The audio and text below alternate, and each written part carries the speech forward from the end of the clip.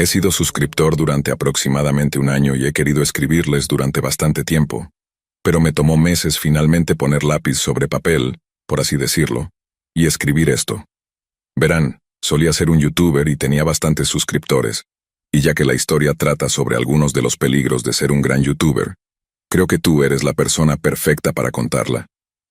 Una lluviosa tarde de verano de 2012, estaba navegando por YouTube para combatir un aburrimiento bastante severo cuando me encontré con un video que se llamaba algo así como Pasando las páginas de un cómic de Hellboy, y el usuario que subió el video se llamaba Ephemeral Rift. El video consistía en que él hacía algo increíblemente aburrido. O eso pensaba yo. No hacía nada más que exhibir un compendio de tapa dura de los números de Hellboy, y si mal no recuerdo, no dijo ni una sola palabra durante todo el video. También pasaba las páginas del libro delicadamente, a un ritmo que, aunque no era rápido de ninguna manera, era demasiado rápido para leer lo que estaba escrito. Bajo cualquier otra circunstancia, me habría estado preguntando por qué demonios esta persona sintió la necesidad de subir esto, pero bajo esas circunstancias particulares, entendí de inmediato el propósito del video. Los movimientos lentos y graciosos del hombre y los sonidos de las páginas siendo volteadas suavemente eran de alguna manera fenomenalmente relajantes. Me quedé prácticamente hipnotizado, con los auriculares al máximo, durante toda la duración del video, que era de 15 minutos. Y cuando terminó, en realidad quería más. Y así fue como descubrí la respuesta sensorial meridiana autónoma, o como tú lo conoces, ASMR, por sus siglas en inglés. Esa sensación ligera, casi de cosquilleo, que algunas personas sienten cuando experimentan una interacción relajante con alguien o algo, y desde ese día, me quedé enganchado. Pronto descubrí a Gentle Whispering ASMR, o María, como la conocen sus legiones de fans, y luego pasé a ASMR Requests y Heather Feather ASMR, pero Ephemeral Rift fue y sigue siendo mi favorito de todos los tiempos. Es una locura pensar que todavía veo sus videos más de una década después de haberlos descubierto por primera vez. Disfrutaba tanto sus videos que me inspiró a crear mi propio canal. Pero cualquiera que quiera empezar un canal serio de ASMR te dirá que no es fácil, y no es realmente barato. Obviamente, una cámara decente es importante, pero con diferencia el equipo más importante que necesitas es un micrófono de primera categoría, y para eso tuve que esperar hasta mi 18º cumpleaños. Mi madre pensó que era un regalo un tanto raro, pero siendo la maravillosa y generosa madre que es, me lo concedió y ya estaba en el negocio. Hice mi primer video a mediados de enero de 2013 y, con la ayuda de todos mis amigos mutuos de ASMR en Twitter, mi cuenta tenía unas pocas docenas de suscriptores para el final de esa semana. Mi primer video fue una simple lectura suave de poesía, pero intenté ser más y más creativo con cada subida. Y después de un tiempo, un video en particular pareció obtener muchas más vistas que cualquiera de los otros. Era algo como, el hada del sueño conjura sueños agradables o algo así. Y el video duraba 17 minutos y 14 segundos más o menos, y consistía en mí sugiriendo cosas agradables y relajantes para que los espectadores soñaran. Puse bastante esfuerzo en el guión y mi vestuario, y estaba en la luna al ver que el video realmente estaba ganando algo de tracción, pero luego llegó la noche en que el recuento de vistas de mi video rondaba las 2000, y me desperté a la mañana siguiente viendo que tenía un total de más de 15,000 vistas. Y no solo eso, sino que el número de suscriptores que tenía saltó de unos pocos cientos a varios miles, y mis nuevos espectadores habían dejado docenas y docenas de comentarios. «Me encantó el video», dijo uno. «Este video me ayudó a dormir finalmente», leyó otro. Y los comentarios halagadores continuaban y continuaban hasta que finalmente encontré uno que no era tan halagador. «¿Cómo se supone que me relaje cuando alguien tan feo está hablando?», dijo una persona. «Eres tan molesta. Borra tu cuenta y discúlpate por pensar que alguien quiere mirarte», dijo otra. Y definitivamente me sorprendió un poco, ya que no estaba esperando nada tan grosero o confrontacional, pero también era muy consciente del fenómeno de Internet conocido como trolling. Para cualquiera que no esté familiarizado con el término, y estoy usando una definición oficial aquí, el trolling es cuando alguien publica mensajes deliberadamente ofensivos o provocativos en línea para incitar respuestas emocionales que pueden afectar negativamente el bienestar del objetivo. Esencialmente no dicen en serio lo que dicen. Su único objetivo es herir tus sentimientos y en última instancia desmoralizarte. El problema es que puede ser muy difícil discernir la crítica genuina del llamado trolling. Pensé que encontrarme con los trolls marcaba mi primera gran prueba como creadora en línea, o ASM artista, como a veces nos llamamos. En realidad no era nada comparado con lo que eventualmente enfrentaría. El triste hecho de ser una creadora femenina en línea, especialmente si decides mostrar tu rostro en cámara, es que vas a recibir todo tipo de comentarios horribles, tanto de hombres como de mujeres. Las trolls femeninas dirán cosas para socavar tu confianza y autoestima, y también pueden ser brutalmente efectivas en eso. Pero los trolls masculinos dicen cosas que te hacen temer por tu bienestar físico, y al principio puede ser muy alarmante darse cuenta de cuántas personas tristes y desagradables hay por ahí.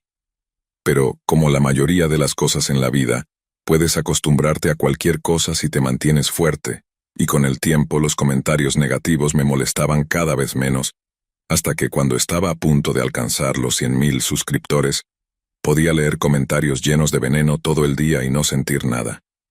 La gente habla de los haters todo el tiempo porque son fáciles de abordar, y la mayoría de ellos encuentran una manera de hacerte saber que no deben tomarse en serio. Si alguien te pone "apestas, te odio" en la línea de asunto de un correo electrónico, aprendes a no leerlo y simplemente borrarlo de inmediato.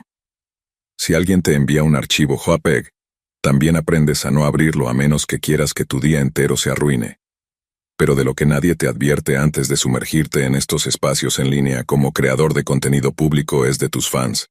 Puedes poner "que se jodan los haters" en tu línea de tiempo todo el día, todos los días, y nadie pestañeará, pero quejarte de las personas que se hacen llamar tus fans, y es como si mejor quemaras tus videos y cerraras tu canal. Creo que por eso tantos trolls se hacen pasar por fans, porque así nunca sabes realmente quién tiene preocupaciones genuinas o quién simplemente está fingiendo preocuparse para crear discordia. Pero incluso entonces, siguen siendo trolls, y la mayoría de ellos solo están comprometidos hasta el teclado. Mientras que tus fans, especialmente los menos estables mentalmente, con bastante frecuencia cruzan esa línea muy fina que separa a los seguidores bienvenidos de los acosadores, que no son bienvenidos en absoluto. Un poco más de un año después de haber iniciado mi canal, mi número de suscriptores se mantenía en torno a 250,000, y estaba produciendo videos a un ritmo de aproximadamente uno por semana. Tenía literalmente miles de espectadores habituales, todos los cuales dejaban palabras encantadoras de aliento. Incluso había alquilado un apartado postal en la oficina de correos local, para que los fans pudieran enviarme regalos y cartas sin que tuviera que darles mi dirección real. Al principio estaba un poco aprensiva sobre lo que la gente podría enviarme. Pero como dije antes, los trolls tienden a preferir métodos que requieren un esfuerzo mínimo. Tampoco están lo suficientemente comprometidos como para pagar las enormes tarifas de envío. Y dado que la gran mayoría de mis espectadores estaban en los Estados Unidos, debían estar dispuestos a pagar cantidades exorbitantes de dinero para enviarme cosas. Eso significaba que todo lo que recibía eran una que otra postal o paquete de bocadillos extranjeros, y en un caso, un pulpo tejido a mano en un tono muy favorecedor de morado. Las cosas siguieron así durante bastante tiempo, y no quiero sonar demasiado orgullosa de mí misma, pero realmente fue uno de los momentos más felices de mi vida. Me pagaban por hacer algo que amaba, no lo suficiente para vivir excesivamente bien, pero no me importaba en lo más mínimo. Eran las personas que decían que las ayudaba a dormir, calmarse o sentirse menos deprimidas las que hacían que todo valiera la pena. Empecé a preguntarme hasta dónde podría llegar en términos de convertir mi canal en algo que hiciera a tiempo completo. Las cosas avanzaban rápido en ese momento. PewDiePie empezaba a ganar mucho dinero, así que era un momento emocionante en más de un sentido. Sentía que tenía un futuro realmente brillante por delante, y luego recibí una carta de Walker. Verás, Walker, que decía que tenía 37 años y también era del Reino Unido, me escribió la carta más hermosa, elogiándome líricamente sobre cuánto lo había ayudado en su vida diaria. Dijo que lo había ayudado con su ansiedad, que había logrado dormir bien por primera vez en años, y que estaba tan agradecido que no estaba seguro de cómo podría compensarme. Siempre me aseguraba de responder a las personas que se tomaban el tiempo para escribirme, Así que le escribí a Walker una breve respuesta agradeciéndole por todo su amor y apoyo. No fue una carta larga ni mucho menos, lo cual me hizo sentir un poco culpable considerando que él había escrito una página entera de tamaño A4, junto con un postdata que se extendía al reverso. Pero, arriesgándome a sonar un poco fría, no quería que pensara que estaba interesada en tener un amigo por correspondencia. Puede que suene ingrato para algunos, pero estar tan seguido por personas que no solo no conoces, sino que no puedes ver, puede ser algo bastante estresante a veces. Quería aumentar mi número de seguidores e interactuar más con mis espectadores, pero al mismo tiempo no quería al tipo de fan que se obsesionaría conmigo y luego se volvería en mi contra. Eso probablemente suena un poco arrogante, asumiendo que alguien se obsesionaría conmigo, pero cuanto más tiempo manejaba mi canal, más me daba cuenta de que hay algunas personas bastante inestables por ahí, y Walker era una de ellas. Puse mi respuesta a Walker en el correo un lunes por la mañana, camino al trabajo, y la gran mayoría de las personas a las que escribía no respondían a las cartas. Algunos escribían comentarios en mis videos como «Recibí tu carta, significa el mundo para mí», pero la mayoría entendía socialmente que no estaba buscando, como dije, un amigo por correspondencia. Walker, por otro lado, no parecía entender eso, y recibí una respuesta escrita de él en mi apartado postal a principios de la semana siguiente. Era otra carta larga agradeciéndome por mi respuesta, y qué agradable sorpresa había sido saber de mí. Luego continuó diciendo que muchos youtubers simplemente ven a su audiencia como un medio para ganar dinero, y que yo debía tener un buen corazón si me tomaba el tiempo de mi día ocupado para atender a aquellos que, y cito, me adoran. Cuando usó la palabra adorar, comencé a sentir esa incómoda sensación de incomodidad. Realmente me disgustaba la idea de que la gente me adorara. Sentir gratitud por ayudarles a relajarse o dormir era una cosa, pero la idea de que las personas sintieran algo más extremo que gratitud o afecto me hacía sentir muy incómoda. Sin embargo, afortunadamente, un dibujo adjunto me hizo sentir mucho mejor. Walker había dibujado un retrato mío con una pequeña nota en la parte posterior, diciendo que estaba completando un curso de arte en la Open University, y que no podía pensar en un sujeto más hermoso para practicar su dibujo. Crédito donde corresponde, era un dibujo muy bueno. Tal vez eso sea solo mi ego hablando, pero me pareció tan conmovedor que disipó toda la incomodidad que la palabra adorar había traído. Sé que puede sonar un poco hipócrita, no querer ser escrutada pero luego sentirme halagada porque alguien dibujara un retrato mío, pero era un dibujo tan hermoso de un artista obviamente talentoso, que no pude evitar sentirme abrumada de gratitud. Nadie había dibujado un retrato mío antes, ni había sido tan halagador, así que, en contra de mi mejor juicio, le escribí a Walker una respuesta muy corta agradeciéndole por el dibujo, y luego lo envié la mañana siguiente. Sabía que debía esperar una respuesta. No soy completamente ingenua, pero no esperaba que fuera tan desquiciada. La curiosidad me llevó a abrir la carta cuando apareció en mi apartado postal. Conocía su caligrafía por las formas tan peculiares en que escribía la A y la I en mi nombre de usuario, así que sabía de quién era antes de abrirla. Esta vez fue aún más halagadora y habló extensamente sobre todos los proyectos artísticos en los que estaba trabajando y todos los artistas que lo inspiraban. Pero luego, hacia el final, Walker escribió que tenía una confesión que hacer. Me dijo que desde que comenzamos a intercambiar cartas, sus sentimientos por mí habían crecido más allá de los que podría sentir por una amiga o hermana. Dijo que tenía que enfrentarse a los hechos, y el mayor hecho para él en ese momento era que estaba más enamorado de mí de lo que jamás pensó posible.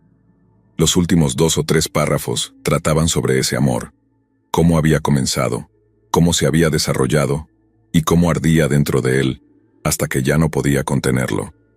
Comencé a leer en diagonal, sintiendo esta horrible sensación de hundimiento mientras me daba cuenta de lo realmente enfermo que estaba Walker. Pero luego, hacia el final, leí que había incluido otro dibujo mío, uno que francamente temía mirar. Pero lo hice y esto fue lo que vi.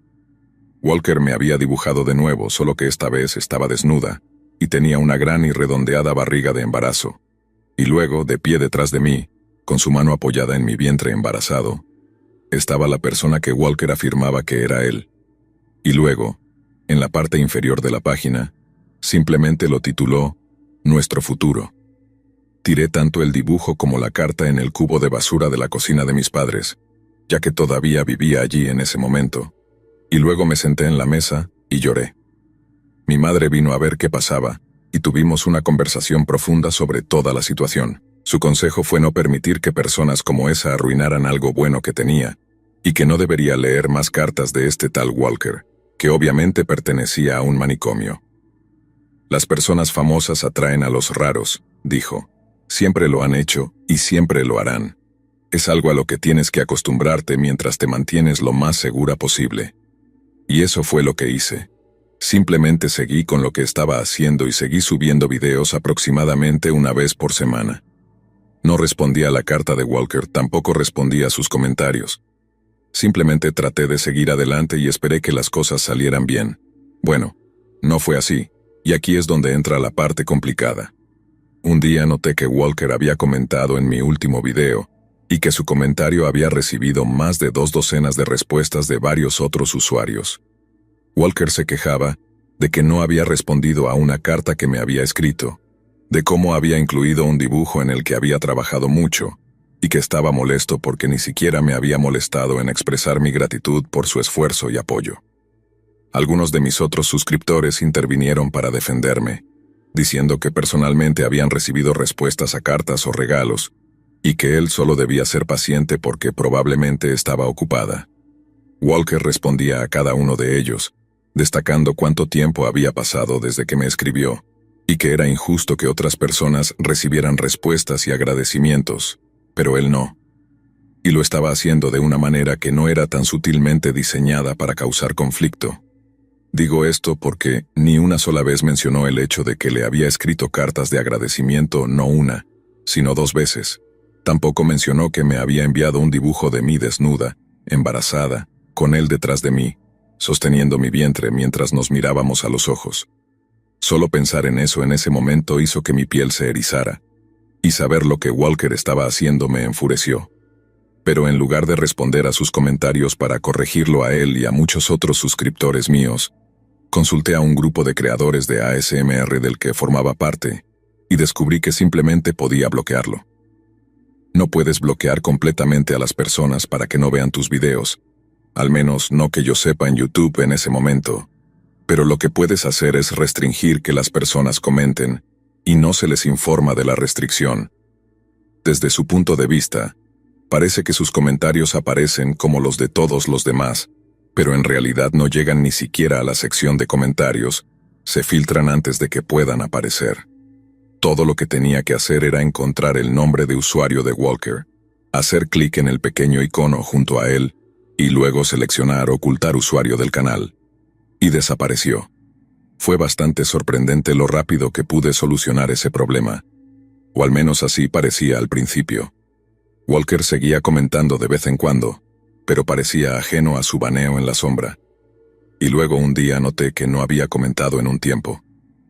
Unos pocos días se extendieron a 1 semana y luego a 2, y como ya había bloqueado su dirección de correo electrónico en la cuenta conectada a mi YouTube, su único medio de contactarme directamente se convirtió en ese apartado postal.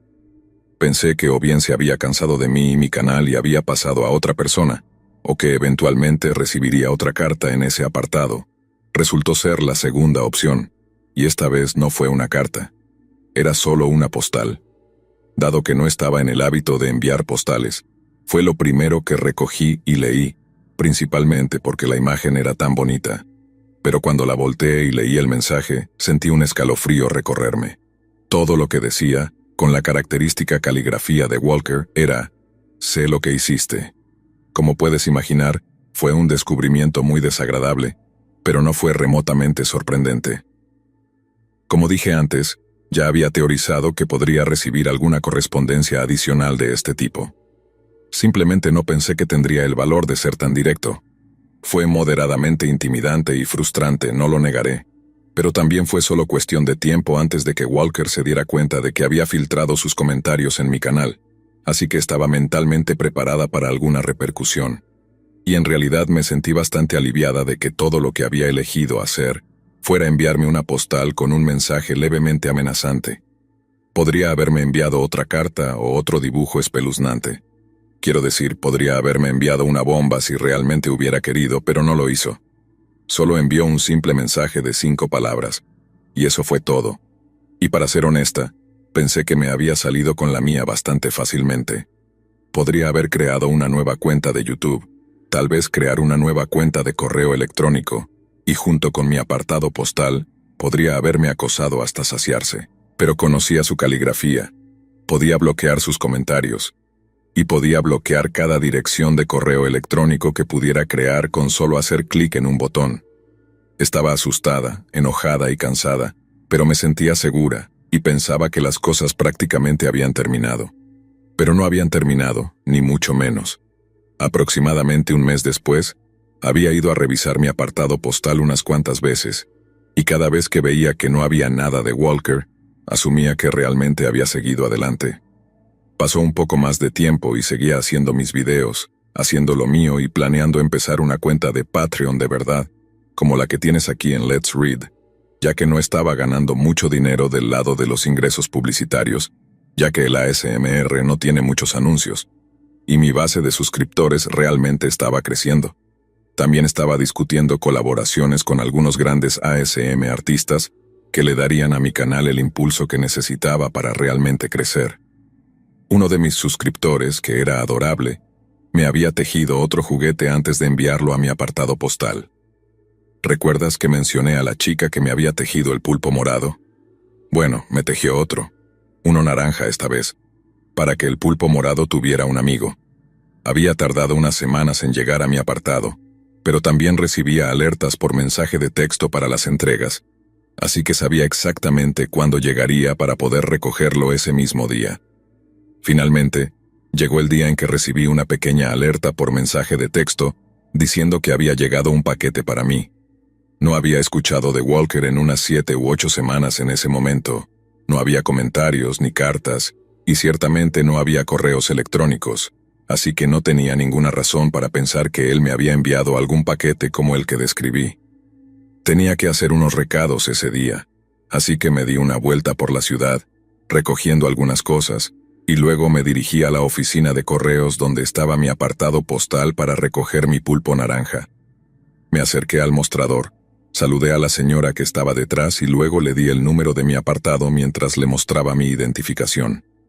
Normalmente la persona simplemente se alejaría para recoger mi correo y eso sería todo, pero en esta ocasión la mujer me lanzó una mirada muy nerviosa y luego me pidió que confirmara mi número de apartado. Nunca había tenido que hacer eso antes, y estaba bastante segura de que me había escuchado bien, pero no quería hacer un escándalo, así que simplemente repetí el número. La mujer tenía una gran sonrisa cuando me acerqué a saludarla, pero después de solo unas breves palabras, se veía muy seria, casi asustada, y luego me pidió si podía hablar en privado conmigo. Sabía que tenía algo que ver con Walker, pero mi primer pensamiento fue que me había enviado algún tipo de, y no sé realmente cómo expresarlo, una carta o paquete desagradable. Habían recibido algo destinado a mi apartado, y ese algo comenzó a gotear o algo, y se habían visto obligados a destruirlo debido a las regulaciones de salud y seguridad. Pero eso no fue lo que tenía que decirme, y para cuando la señora y yo terminamos de hablar, recibir una caja de excremento sonaba como una alternativa considerablemente más favorable. La amable encargada de correos me contó cómo, ni siquiera unas pocas horas antes, un hombre se había acercado al mostrador y preguntó por mi número de apartado. Tenía una carta para depositar en él, pero después de entregársela, comenzó a hacer preguntas. Quería saber el nombre de la persona que alquilaba el apartado, con qué frecuencia venían a recoger su correo y qué días de la semana lo hacían. La encargada de correos dijo que le explicó al hombre que era en contra de las políticas de Royal Mail divulgar la información personal de sus clientes, pero el hombre insistió. Dijo algo sobre que la persona que tenía el apartado era un amigo cercano suyo y que necesitaba encontrarlo. Cuando la mujer señaló que si eran amigos cercanos debería saber su nombre, el hombre se puso agresivo. Solo decidió irse después de que ella lo amenazara con llamar a la policía. Luego, en lugar de poner su carta en mi apartado, la apartó para entregársela a la policía, ya que probablemente tendría sus huellas dactilares. Recuerdo sentirme enferma al darme cuenta de lo que había pasado y de quién había visitado ese día. También me sentí como una completa idiota por no darme cuenta de que los números de los apartados postales pueden rastrearse a una ubicación, no solo como referencia. Son solo las empresas privadas las que ofrecen ese tipo de seguridad, y pagas una prima por el privilegio. Descubrí eso cuando estaba considerando abrir uno. Pero al final, todavía hay una pizca de vergüenza que surge cuando digo esto. Me rendí. Decidí que no estaba hecha para esto, que no estaba hecha para lidiar con psicópatas como ese, incluso si era de manera infrecuente. Borré mis videos, eliminé mi canal, y aunque en el momento sentí que me quitaba un gran peso de los hombros, todavía guardo un poco de arrepentimiento por haberme rendido, por haber destruido mi canal y haber vuelto a trabajar en mi empleo normal de 9 a 5. He pensado en volver a intentarlo de vez en cuando. Podría comenzar un nuevo canal, mantener mi rostro y ubicación fuera de cámara y de internet como este canal, pero cada vez que lo pienso, inevitablemente termino recordando ese dibujo que Walker hizo de mí, el que estaba embarazada. Y cada vez que lo recuerdo, apaga cualquier deseo que pudiera tener de volver a hacerlo.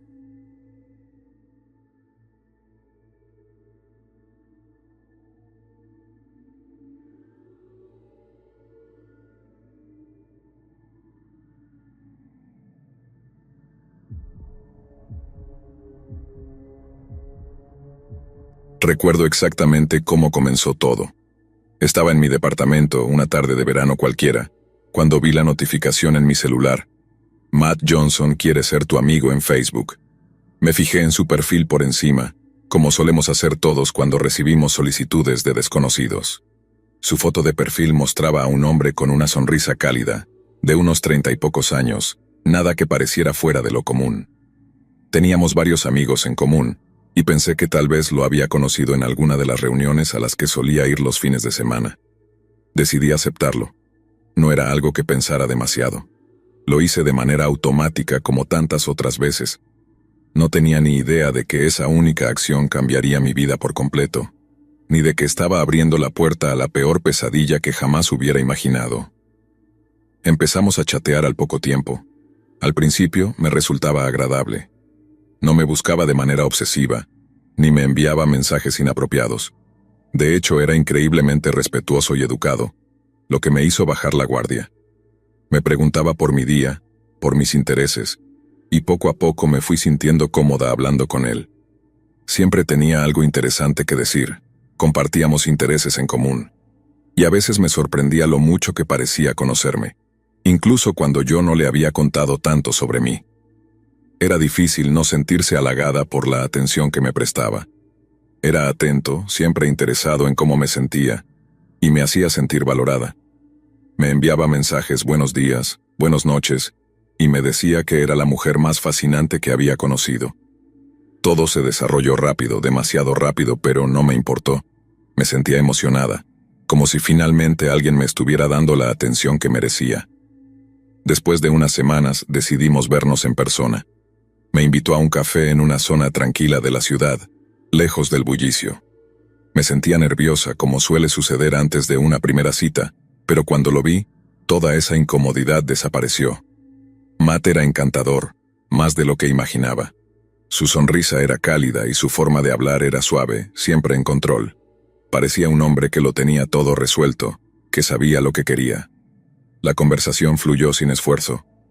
Me contó sobre su trabajo en una empresa de tecnología, lo que explicaba lo mucho que parecía saber sobre computadoras y redes sociales. No pensé mucho en eso en ese momento, pero ahora lo veo como una de las primeras señales de advertencia que ignoré. Cuando terminó la cita, me dio un abrazo largo y afectuoso, y me prometió que me escribiría apenas llegara a casa. Y así fue. Esa misma noche me escribió un mensaje diciéndome lo mucho que había disfrutado nuestra cita y lo mucho que quería volver a verme. Durante las siguientes semanas, las cosas avanzaron rápidamente. Nos veíamos casi todos los días. Parecía perfecto, pero había algo que no cuadraba. Empezaron a suceder cosas que me hacían sentir incómoda.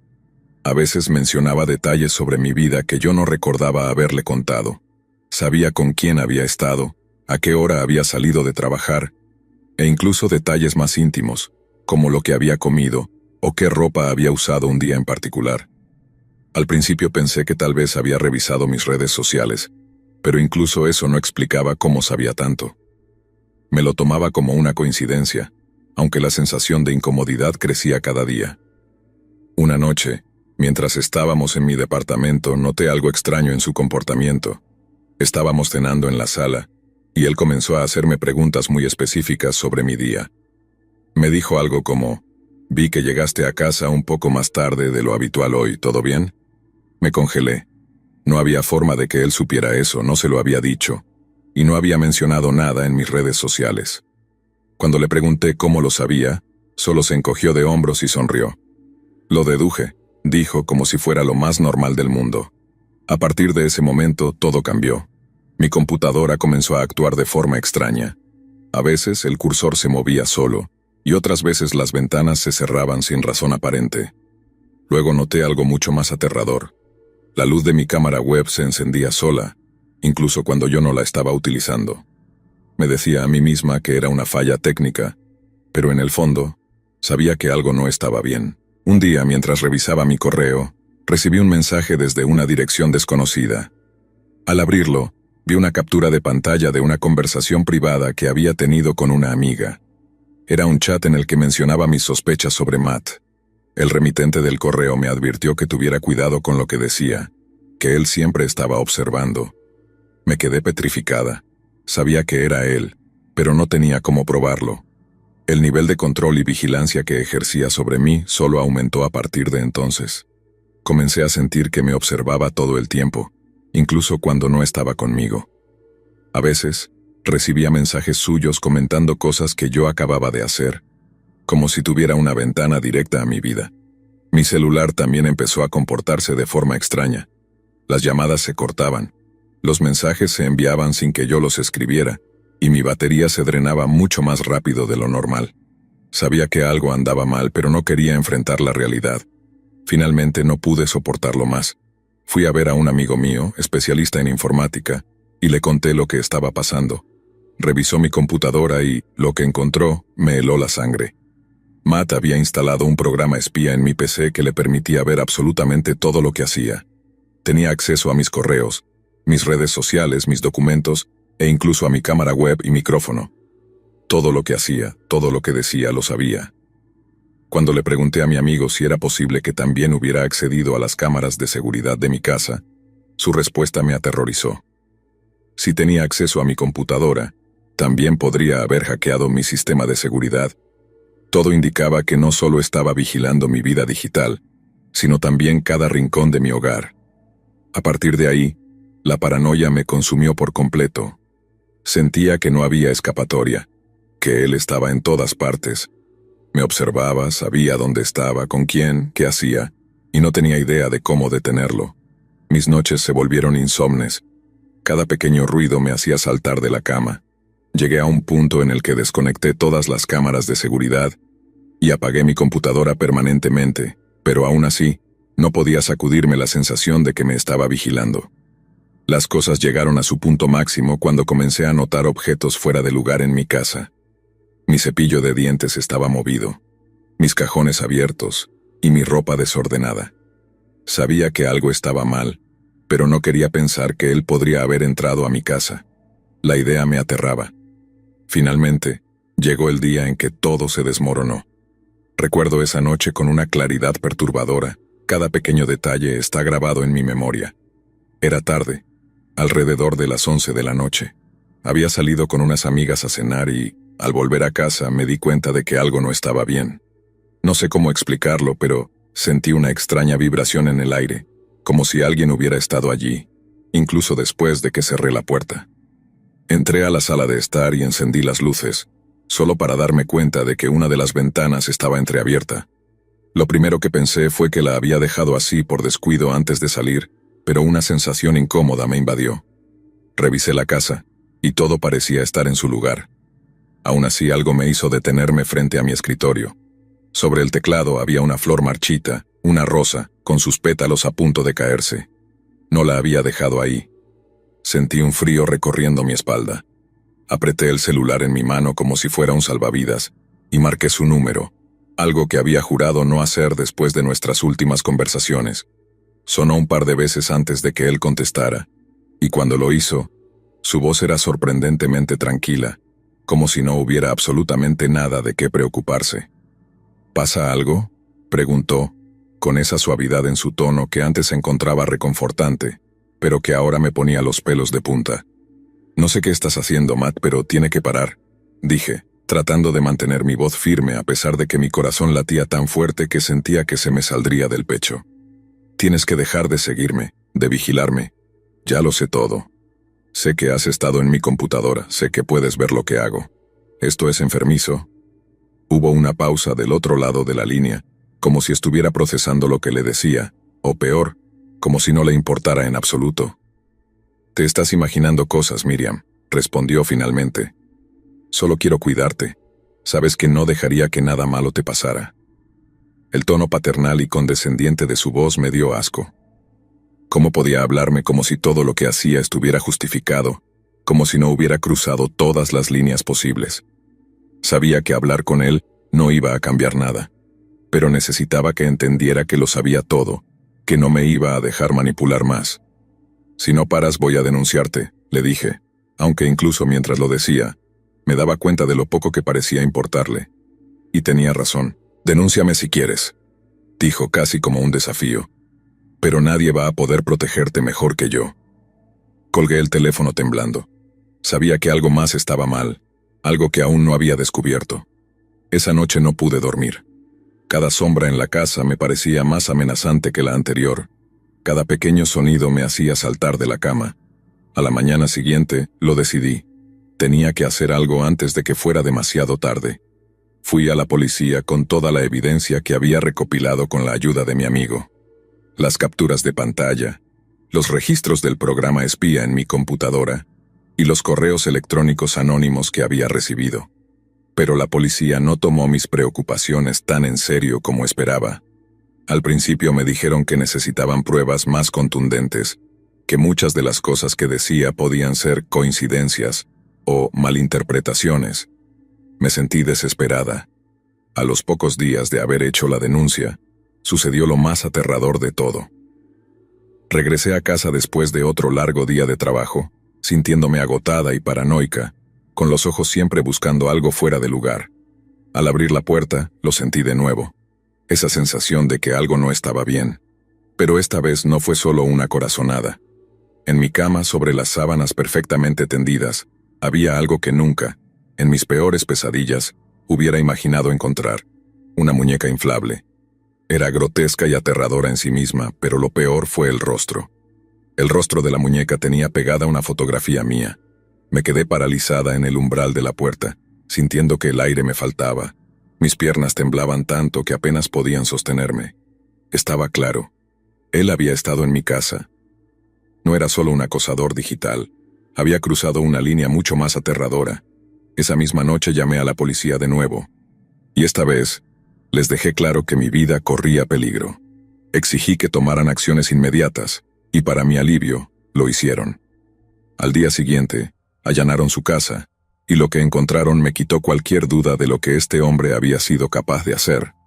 Cuando los oficiales me llamaron para informarme, sentí como si mi mundo se desmoronara. No solo encontraron la muñeca que había dejado en mi casa, había convertido una de las habitaciones de su hogar en un santuario completamente dedicado a mí. Las paredes estaban cubiertas con cientos de fotos mías, fotos que yo no sabía que existían, algunas tomadas de manera clandestina y otras claramente sacadas de mis redes sociales o de mi propia cámara web. Pero lo peor eran las carpetas. Tenía varias carpetas llenas de registros detallados de cada movimiento que había hecho en los últimos meses. Mis horarios, los lugares a los que había ido, con quién había estado. Incluso había hecho anotaciones sobre mis conversaciones privadas. Tenía todo documentado, como si mi vida fuera un proyecto que hubiera estado controlando meticulosamente. Ese día, supe que había escapado de algo mucho peor de lo que podía haber imaginado. Hoy Matt está en la cárcel, pero cada vez que pienso en él, un escalofrío recorre mi cuerpo. Sé que nunca podré borrar de mi mente lo que viví, lo que vi. A veces me despierto en medio de la noche con la sensación de que aún me observa. Sé que no es posible, que está encerrado, pero esa paranoia nunca me ha abandonado por completo. No sé qué fue lo que lo llevó a obsesionarse tanto conmigo, a vigilar cada detalle de mi vida de esa manera enfermiza. Lo que sí sé es que mi vida nunca volvió a ser la misma. Ahora desconfío de todos, y aunque trato de seguir adelante, las cicatrices de esa experiencia están profundamente grabadas en mi mente. Y en las noches más oscuras, cuando el silencio es absoluto, no puedo evitar pensar que, en algún lugar, alguien como él sigue observando. Porque aunque ya no esté, la sensación de que siempre hay alguien mirándome nunca se fue.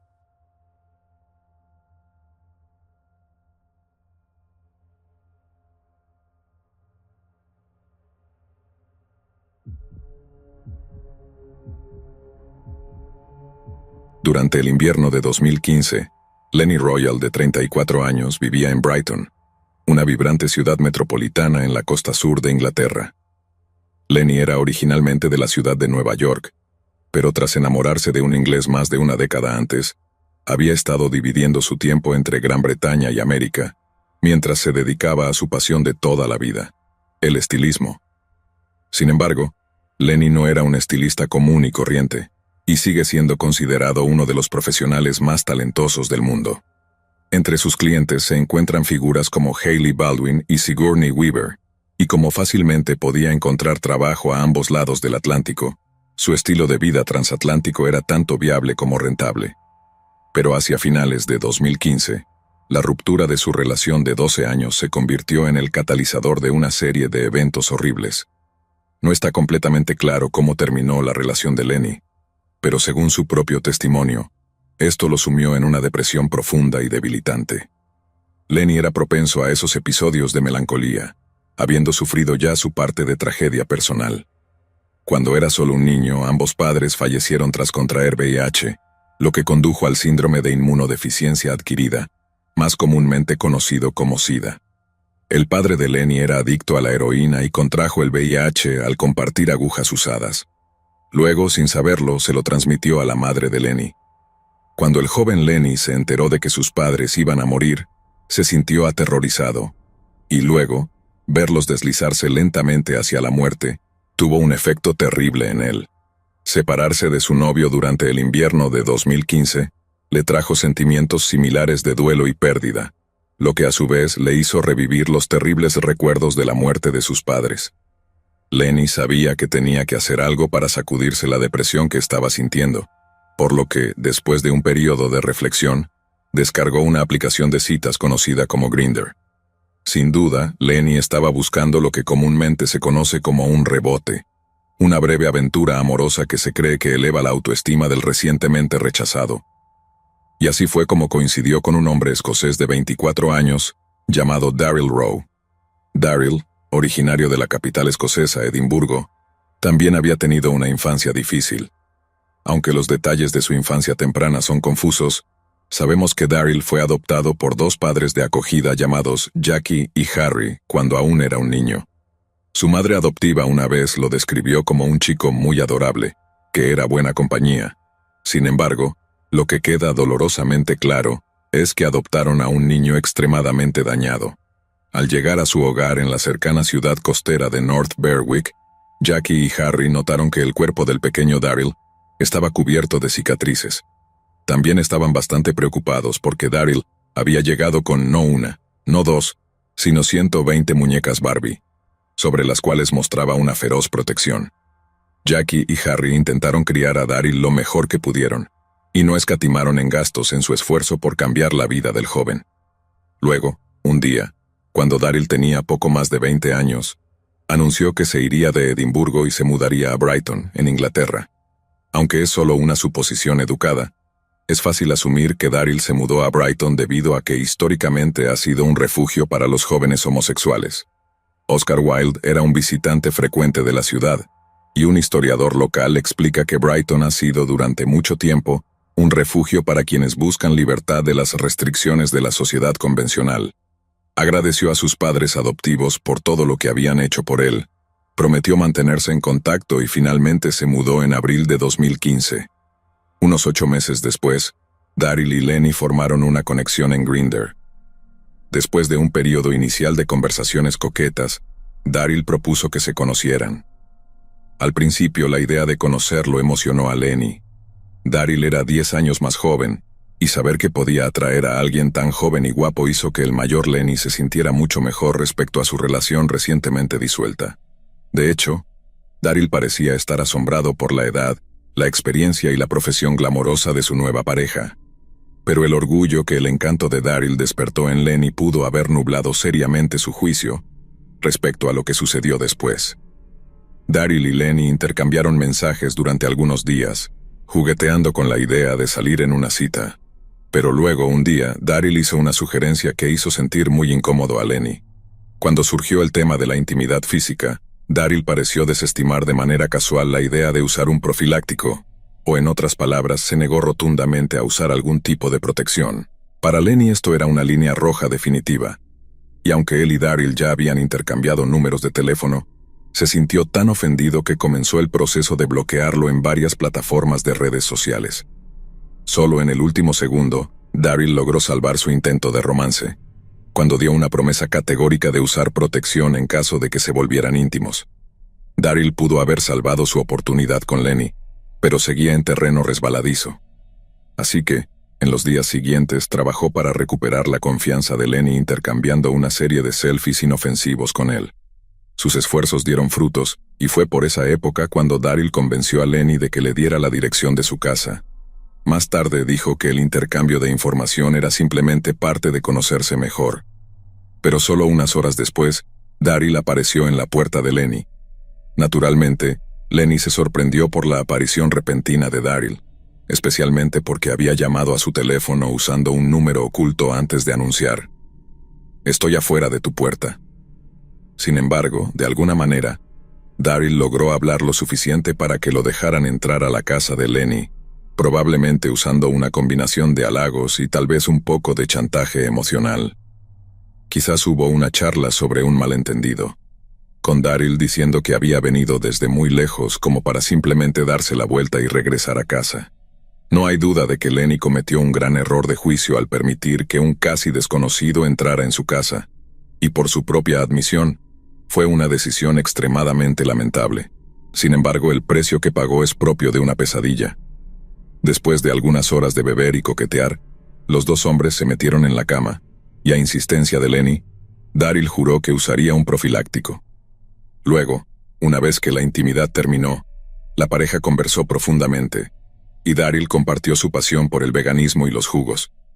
Lenny intentó compartir algunas de sus propias pasiones, pero sorprendentemente, Daryl intentó convencerlo de los beneficios de beber su propia orina.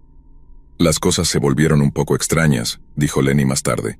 «Luego pensé, está bien, esto estuvo bien, pero ahora debes irte». Lenny dejó claro que no fue grosero con Daryl. Simplemente le informó de algunos planes de cena que realmente había hecho para esa noche.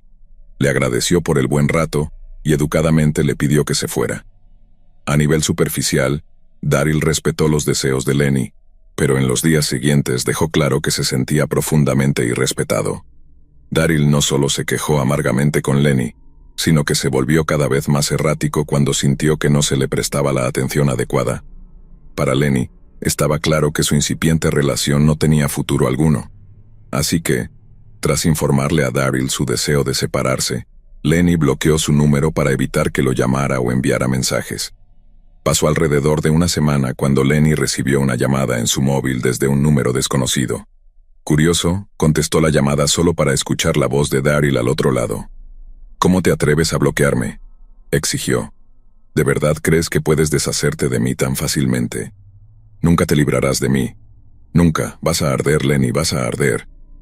Y una vez que quedó claro que el único propósito de la llamada era lanzar una avalancha de insultos, Lenny Royal terminó la llamada y bloqueó el número. Creía que no era más que el trabajo de un ex amante amargado, desahogándose por despecho. Poco sabía él que las palabras de Daryl tenían un significado aterrador. 2 semanas después, Lenny se despertó una mañana sintiéndose un poco indispuesto. Pensó que simplemente había cogido un resfriado, y que con el descanso adecuado probablemente se recuperaría en cuestión de días.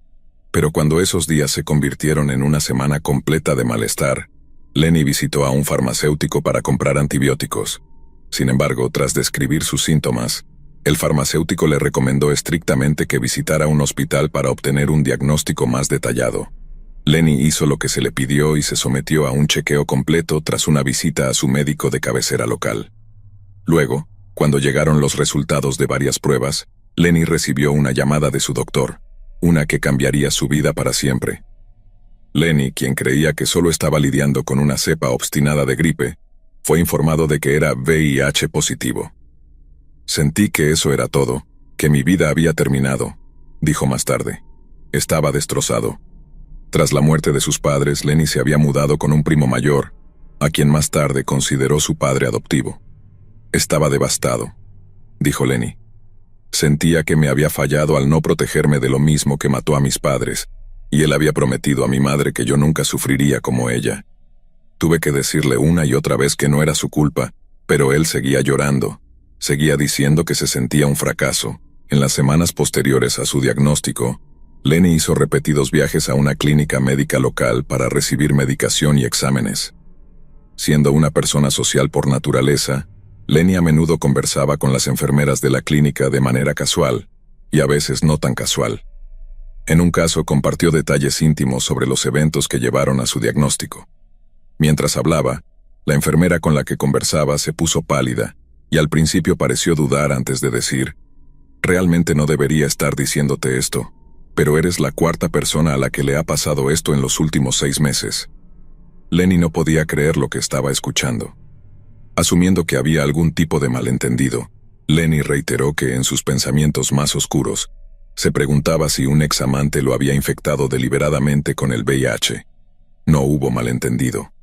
La enfermera confirmó que, en el pasado reciente, 3 hombres adicionales habían informado haber sido infectados deliberadamente con el VIH por un amante reciente. Pero no solo eso. La misma persona malintencionada incluso los había atormentado a través de llamadas telefónicas después de la infección, insinuando crípticamente sobre las penurias que les esperaban. El primero fue un hombre de poco más de 30 años, Stuart Roger, quien hizo contacto con Daryl usando la aplicación de citas Grindr en julio de 2015.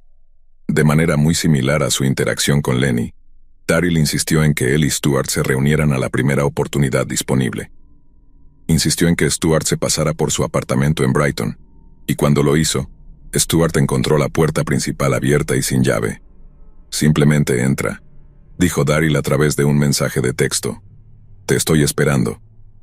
Poco después de la llegada de Stuart, él y Daryl se volvieron íntimos, y según Stuart, Daryl había usado la protección adecuada. Sin embargo, una vez que la intimidad terminó, Stuart notó que un dispositivo profiláctico había sido removido del paquete, pero parecía completamente sin usar.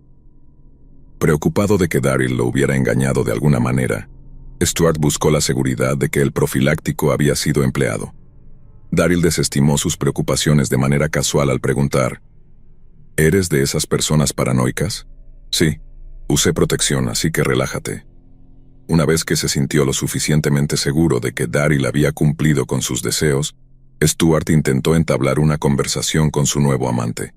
Sin embargo, cuando Daryl mostró mucho más interés en mostrarle a Stuart sus videos favoritos de Pokémon en YouTube, Stuart sugirió que se despidieran y que arreglaran para verse en otro momento. Nuevamente, Daryl pareció aceptar la despedida con naturalidad, pero no mucho después de su partida llamó a Stuart a su móvil. Stuart asumió que el propósito de la llamada era organizar una segunda cita, pero cuando contestó, Daryl permaneció en silencio. Stuart le preguntó si estaba bien, pero Daryl optó por seguir en silencio hasta que finalmente terminó la llamada sin decir una palabra. Al ver que Daryl no era adecuado para una relación madura, Stuart optó por no tener más contacto con el cada vez más errático Daryl. Pero solo 8 días después recibió una ráfaga de mensajes de texto de un número de móvil no reconocido. «Eres un idiota repugnante», decía un mensaje. «Jaja, me quité la protección», decía otro. Stuart se quedó atónito, pero no comprendió el verdadero significado de los mensajes hasta unas semanas después, cuando comenzó a sentirse gravemente enfermo.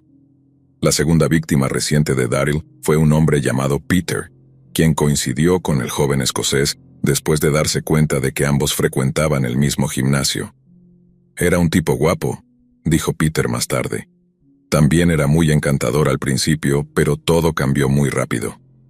Daryl repitió el patrón de insistir en que él y Peter se conocieran lo antes posible, y luego, cuando lo hicieron, le dijo a Peter que no usaría protección durante la intimidad física. Peter dudó. Sabía los riesgos que esto implicaba, pero Daryl juró por todo lo que consideraba sagrado que estaba sano y que cualquier intimidad que compartieran sería segura. Pero después el mismo patrón poscoital se repitió. Después de mostrar un nivel impactante de inmadurez, Peter propuso que se separaran, pero solo unos días después, Daryl le envió un mensaje con una noticia absolutamente aterradora. «Mentí», decía el mensaje. «Soy VIH positivo». Peter estaba horrorizado y le preguntó a Daryl si hablaba en serio o si simplemente estaba tratando de aterrorizarlo psicológicamente en venganza por haber terminado su relación. «Está inventando esto», se dijo Peter. «Solo está siendo infantil». Pero Daryl no estaba inventando nada. Había infectado deliberadamente a Peter con VIH. Un tercer hombre, llamado Andrew, compartió una historia similar. Coincidió con Daryl en la misma aplicación de citas que los demás y al principio hubo mucha química. Era atractivo y parecía una buena persona, recordó Andrew más tarde, y al mismo tiempo no tenía ninguna razón para cuestionarlo. Cuando Andrew y Daryl se conocieron por primera vez, ninguno de los dos llevaba algún tipo de protección, pero decidieron volverse íntimos de todos modos. Andrew terminó pasando la noche en la casa de Daryl, y más tarde afirmó que en ese momento creía que podían iniciar una relación a largo plazo. Pero esta vez, no pasaron ni 24 horas antes de que Daryl se volviera en su contra. A la mañana siguiente, mientras Andrew viajaba en autobús hacia su casa, decidió revisar si tenía mensajes nuevos en la aplicación de citas Grindr. Sin embargo, cuando un usuario activa la aplicación para revisar mensajes, se notifica a los usuarios conectados sobre su actividad, y fue así como Daryl descubrió que Andrew seguía usando la aplicación de citas menos de una hora después de que se separaron. El descubrimiento lo enfureció. «No puedo creer que ya estés en línea», le dijo Daryl a Andrew en un mensaje de texto. Andrew más tarde dijo que pensó que Daryl estaba bromeando y que el mensaje no era más que una broma coqueta. Sin embargo, cuando se hizo evidente que Daryl estaba genuinamente furioso y que su muestra de posesividad no era un intento de humor, Andrew lo bloqueó en todas las plataformas y luego se resignó a seguir adelante. Pero poco más de un mes después, Andrew estaba bebiendo con un compañero de trabajo cuando una serie de mensajes de texto llegaron a su móvil. «Espero que te lo hayas pasado bien», decía el primer mensaje, mientras que el segundo, acompañado de un emoji sonriente, decía: «Tengo VIH y ahora tú también». Es importante señalar que el momento en que Daryl enviaba estos mensajes es extremadamente significativo. Hoy en día, si alguien es expuesto al VIH, puede obtener un medicamento conocido como profilaxis post-exposición, que tiene el poder de detener una infección si se toma dentro de las 72 horas posteriores a la exposición. Daryl podría haber informado fácilmente a sus parejas de su condición como portador de VIH, pero deliberadamente esperó semanas antes de lanzar la bomba, de que las había expuesto consciente y deliberadamente a una de las enfermedades más mortales de la historia moderna. Obviamente, cuando las 4 víctimas de Daryl se dieron cuenta de que sus afirmaciones de haberlos infectado eran legítimas, experimentaron una mezcla de incredulidad, confusión y miedo antes de correr a los servicios médicos apropiados para hacerse la prueba. En algunos casos, la espera fue de solo 24 horas, pero cada segundo de incertidumbre fue nada menos que una tortura psicológica. Andrew se sentó solo, bebiendo una botella de vino y rezando para que los resultados regresaran negativos. Al día siguiente, cuando llegó la llamada del médico, temblaba de miedo mientras atravesaba las formalidades de confirmar su identidad. Andrew casi se había resignado a la perspectiva de vivir lo que le quedaba de vida como portador del VIH y, eventualmente, como paciente de SIDA. Sin embargo, una vez que se completaron las formalidades de seguridad, el médico le dijo a Andrew que sus resultados eran negativos. Casi se derrumbó de alivio, y lo mismo se puede decir de Peter, quien también recibió el visto bueno tras una breve pero angustiante espera. Stuart Roger, por otro lado, no fue tan afortunado. Cuando su médico le informó que había contraído el VIH, Stuart quedó devastado, pero rápidamente informó a la policía sobre las acciones de Daryl Rowe. Stuart les proporcionó una descripción detallada de Daryl, junto con su número de teléfono, su dirección y varias capturas de pantalla de los mensajes de texto que habían compartido. Desde el momento en que recibí mi diagnóstico, fui muy consciente de que tendría que denunciar esto, dijo más tarde, antes de añadir que Daryl era obviamente una persona excepcionalmente peligrosa que debía ser detenida con urgencia. Gracias a la información proporcionada por Stuart Roger, la policía pudo rastrear a Daryl hasta la cercana ciudad de Saldin antes de arrestarlo. Pero para asegurarse de que no escapara, la policía optó por ejecutar una redada al amanecer en lugar de un simple toque a la puerta. Después de irrumpir en su apartamento, los oficiales descubrieron a Daryl en la cama con otro hombre, quien más tarde se reveló como su octava víctima conocida de transmisión deliberada. Sin embargo, tras confiscar el teléfono de Daryl e intentar comprender el alcance de su criminalidad, la policía descubrió cientos de posibles víctimas esparcidas por sus múltiples cuentas en redes sociales, muchas de las cuales habían sido establecidas con identidades falsas. Cada uno de estos hombres tuvo que ser contactado por la policía e informado sobre su posible diagnóstico. Tras su arresto, los oficiales entrevistaron a Daryl bajo cautela, y el número de cargos rápidamente se disparó de 1 a 4, y luego a 7, en cuestión de horas. La policía grabó la entrevista en la que Daryl explicaba que no estaba al tanto de su condición como portador del VIH, pero era una mentira descarada. Para el momento en que fue entrevistado bajo cautela, había sido explícitamente consciente de su propio diagnóstico mortal durante casi 12 meses. La policía sabía muy bien que Daryl estaba intentando engañarlos, y en teoría podría haber sido retenido y juzgado en Inglaterra, pero como la mayoría de sus delitos conocidos habían sido cometidos en Escocia antes de su mudanza a Brighton, fue transferido a la custodia de la policía escocesa y luego transportado a Edimburgo.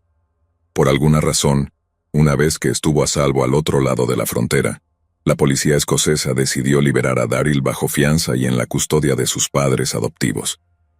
Sin embargo, casi inmediatamente después de la emotiva reunión, intentó escapar de la justicia escondiéndose entre las colinas Pentland, que se elevan sobre la ciudad de Edimburgo.